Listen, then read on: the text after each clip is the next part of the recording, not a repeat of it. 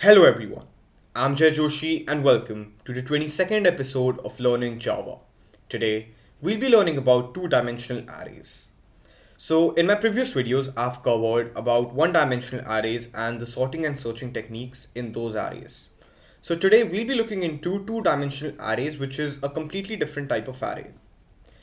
So let me show you the declaration first and then you'll try to understand what one-dimensional array is. So the declaration is the same except there's a minor change that instead of having one square bracket, there are two square brackets. And over here, instead of the number of elements, we have something called rows and columns. So let me explain the difference between one-dimensional and two-dimensional arrays. So if you look at this from a physics or a mathematical perspective, one-dimensional means something which has only one dimension. So let's say that dimension which is length. So that one dimension will be the length. But in two dimensions, there's two dimensions. So there'll be length and breadth. So in a one-dimensional array, we declared all the arrays in one single line. So the array was in one single line. So we had the values, let's say 4, 5, 6, 7, 8. And those were the total number of elements which you were putting in these brackets. And this was only the length. But in a two-dimensional array, there's length and breadth. So the two-dimensional array looks something like a square. So it has the length and the breadth. And all the elements are in a rectangular or a square formation. So let's say I make a grid like this. So this represents a 3 by 3 two-dimensional array. Why is it 3 by 3? Because it has 3 rows and 3 columns. These are rows and the upper ones are columns. So the ones which run horizontally are rows and the ones which are vertical are columns. So it's a 3 by 3 and 3 refers to the rows and the first 3 refers to the rows and the second 3 refers to the column. So now you might have understood what I mean when by two-dimensional arrays. So let's see how we declare them. So we have int, which is the data type of that particular array. AR is the name. And we have double square brackets because it's two-dimensional. New int, same as the previous one-dimensional array declaration. And then over here we have two different numbers. These are the number of rows and this is the number of columns. So the total number of elements, let's say we have in this 3 by 3 array, the total number of elements is 9, which is 3 into 3. So the total number of elements in a two-dimensional array is the product of the rows and columns. So in this case, there are 12 rows and 2 columns. So it's a 24 element array, two-dimensional array. So this is what a two-dimensional array looks like in the memory. Now, in the same way as one-dimensional arrays, we can declare them with different data types: integer, boolean, string, double, float, byte, short, int, long, anything. So here are a few examples. Double marks is equal to new double. There's a 100 by 1000 array, 100 rows, 1000 columns. Boolean status, new boolean, there's a 5 row, 1 column. So this will look something like this. So there are 5 rows, 1, 2, 3, 4, 5, 1, 2, 3, 4, 5, 5 rows and 1 column. So it's a 5 by 1 array. String 20 by 20, 20 rows, 20 columns. New char, 1000 rows, 100 columns. And just like one-dimensional arrays, you can put these double square brackets over here and over here. So it can be like this before the name and after the name. It doesn't matter. So this is how you basically declare two-dimensional arrays. Now let's see how we initialize and declare them at the same time. So you might remember in one-dimensional arrays, if you want to declare and initialize an array together, we can do something like int num, single square brackets, open close, is equal to, and then we can have something like 7, 8, 9, 3, 4, 5, 1, 2, 3. But there's only a single pair of curly brackets. In this case, 3 numbers in the first example, there are 3 sets of numbers and all these 3 sets of numbers have 3 numbers each. So this is one set, this is the second set, this is the third set, and each set has 3 numbers each. So this has 3 numbers, this has 3 numbers, this has 3 numbers. And each of these sets is enclosed in curly brackets and they're separated by a comma. So let's see what this means. If we declare a two-dimensional array like this, it will be declared in the following manner. So it will be declared like this. So the first set is the first row, second set is the second row, third set is the third row. So we can write this something like this. So the array is stored in the memory in this particular fashion. So the first thing in the curly bracket, the first set, is basically the first row in that particular order. Then the comma means once the first set ends means it moves on to the next column. Then the next row, then the third row. So the first set, second set, third set, and all of these are all the particular rows. Now an important point to note here is that the rows and columns, obviously they can be of different, it can be 12 and 2, can be 7 and 4, it can be 4 and 7, can be anything. But when you're initializing an array like this, you can't have 4 numbers in this and only 3 numbers in this. The number of elements, the number of numbers or particular elements in each of these sets should be the same, because you can't have like a number over here as well, let's say 6. It should all be the same number of columns in each row.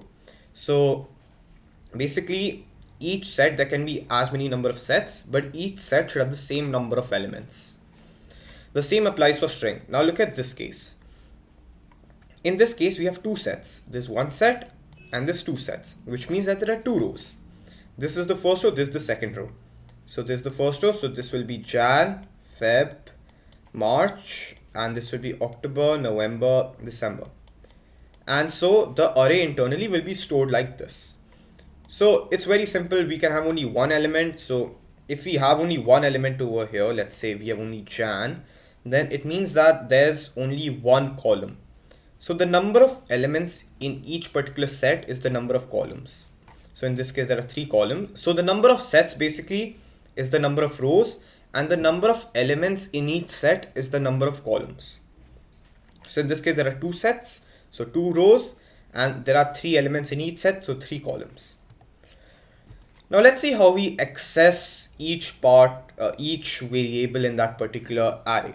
So in the previous example you saw, like in this 3x3 or this 2x3 array, how do I access this element or any element? How do I access a particular element in 2-dimensional array? So let's see. First we need to know how we declare and initialize an array.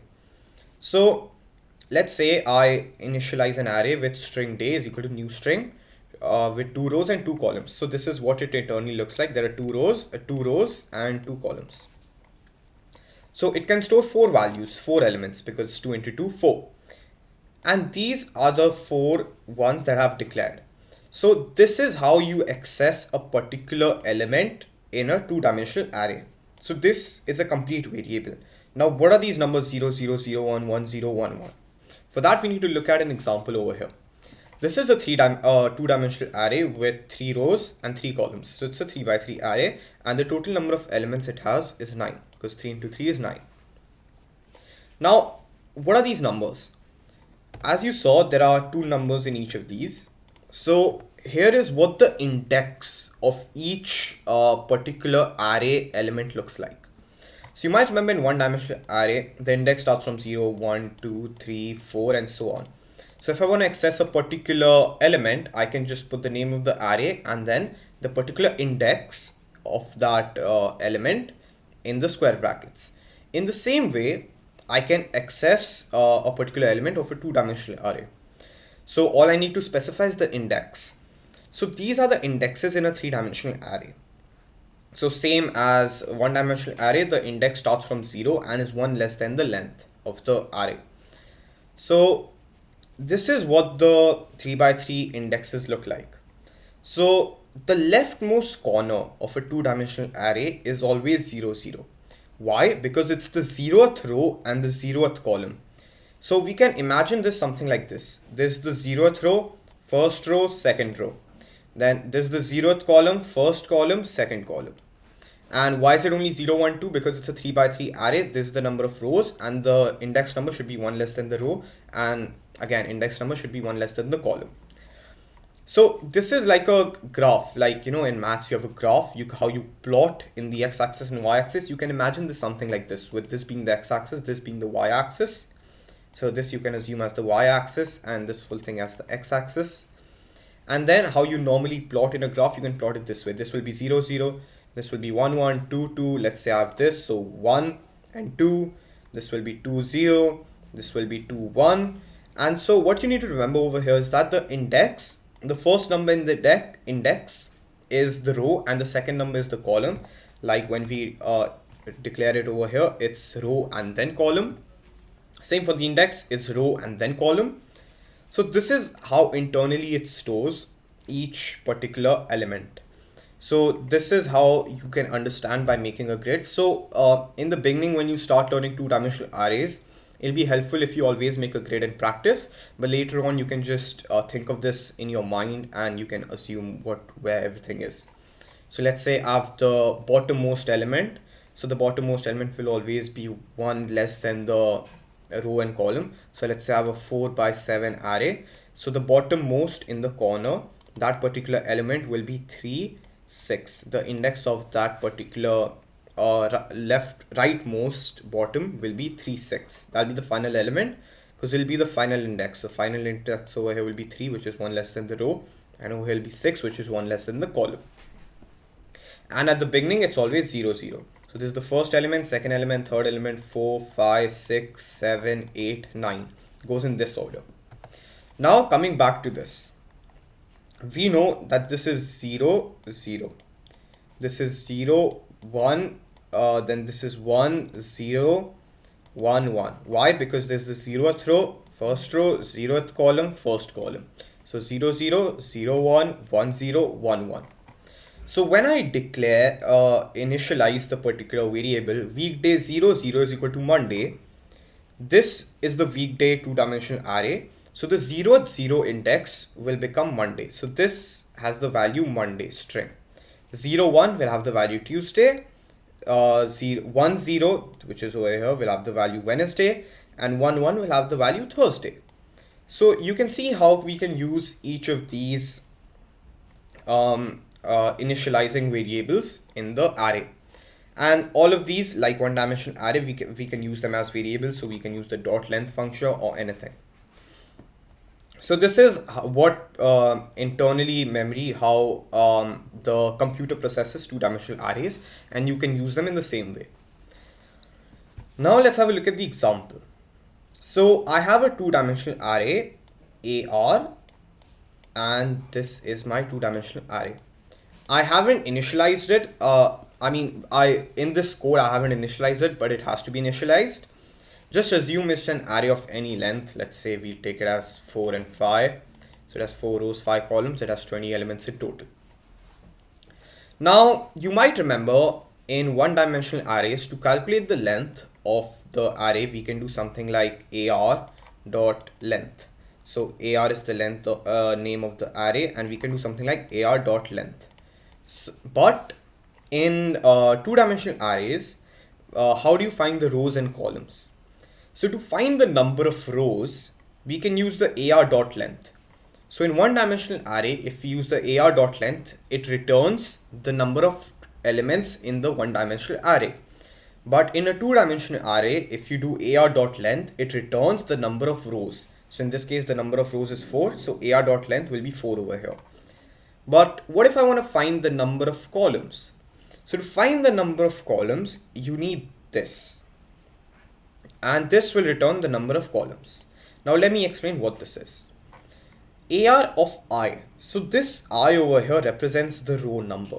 So this row number can be 0, 1, 2, 3 or anything. 0, 1, 2, 3. Yeah, in this case. So I didn't have to put I over here. I just put it for programming purposes. But otherwise, you can just put like 0 because each row will have the same number of columns. So this basically means that you're accessing AR of 0. So the first row, for example, so you're accessing the first row, example in three-dimensional array.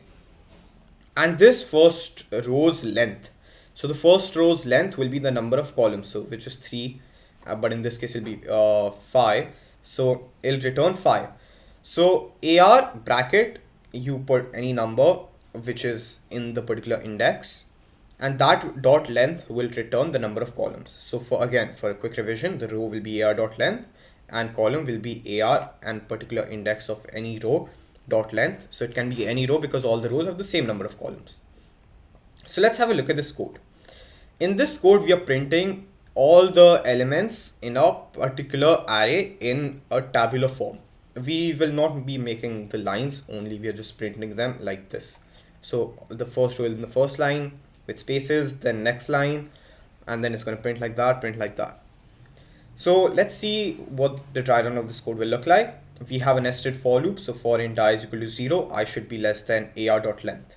So this first for loop controls the row number and the second for loop controls the column number. How do I know that? Because this is ar.length and this is ar bracket the row number dot length. So this is controlling the row and this is controlling the column. So first we start from the 0th row, then after it executes the first for, then it's the 0th row right now, and then with j it's the 0th column. So when it's the 0th row, 0th column, I0, J0, it prints AR0, 0. So the value, whatever will be in AR0, 0, it'll print that with a space, so that there's a space after the next one. Then it's going to go again in the J loop. J is going to become 1. Then it prints AR of 0 and 1. So it'll print this. Then again, J is going to increment. It's going to become 0, 2. So you can see how this J loop is controlling the column number while the row number remains the same. And the column number will keep on incrementing until it becomes equal to the total number of columns. Then the J loop will terminate and then the row length will increase. So it's a 4 by 5 array. So there are 5 columns. So it's going to be 0, 3 and then 0, 4. So it's going to print all those values. As soon as it reaches 4, it's going to increment again. So 5 is less than 5. That's wrong. It's going to come out of the J loop. And then it's going to execute this statement, system.out.println. What's this basically doing? It's just transferring the control to the line, to the next line. Because over here we didn't have println, it's only print. So it's going to print in the same line. So we have a println to transfer the control to the next line so that we can print the row in the next line. It does that and then it goes back to the I loop. Now we have finished, we have finished printing the first row. Now the value of I increments, it goes on to the second row. So I becomes 1. Then again, all the columns will be printed in the second row. So 0, 1, 2, 3, 4. Same J loop. Then it's going to go to the next line. Then I will again increment to 2. Then all the columns will be printed. Then 3. And then when it reaches 4, it's going to terminate because 4 is not less than 4. And that's it. Our entire two-dimensional array gets printed. So this is a simple array on how a simple program on how you can use the two-dimensional array. So you can see over here we are using this as a normal variable in anything. Now one last example for today. This is another code. It's the same code. It's just that in this case we are accepting all the values from the user. So it's the same loop. This controls the number of rows and this controls the number of columns. And so I is equal to 0, I should be less than ar.length, which is the number of rows. J is equal to 0, J should be less than ar of I.length. This is the number of columns, J++. So for each row and each particular column, so for each element, it'll ask the user, it'll print enter number and it'll accept the value in that particular index of the two-dimensional array. So it's that simple. This loop will keep on running till all the values are accepted. So this is it for two-dimensional arrays. You can use them in your programs. Now, what kind of programs you can use this in? You can use them for matrix. You might have studied that in math. Again, matrix is basically the same table, it's just without a table. So mathematical matrices you can use for calculation of that. And other purposes, let's say you want to make a tabular column in Java, you can use two-dimensional arrays or anything else. Even for gaming, you can make, I would say, if you have time, you can try making a tic-tac-toe game using two-dimensional arrays and some graphic cards or something. You can try to make a tic-tac-toe game, which will be fun. It's just a 3x3 array and you can have X's and O's. Oh, and you don't even, I don't think you'll need a package or some other graphics. You can just make it normally. You can just print lines vertically and horizontally for it to work. That's a fun code you can try out to get to understand two-dimensional arrays better. So again, have fun with two-dimensional arrays, experiment with them and get to know them better. And you can see yourself using them later in your codes. So that's it for today, everyone. Thanks for watching. And if you have any queries, doubts, or suggestions, you can mail me. My email will be in the description down below. And thanks again for watching.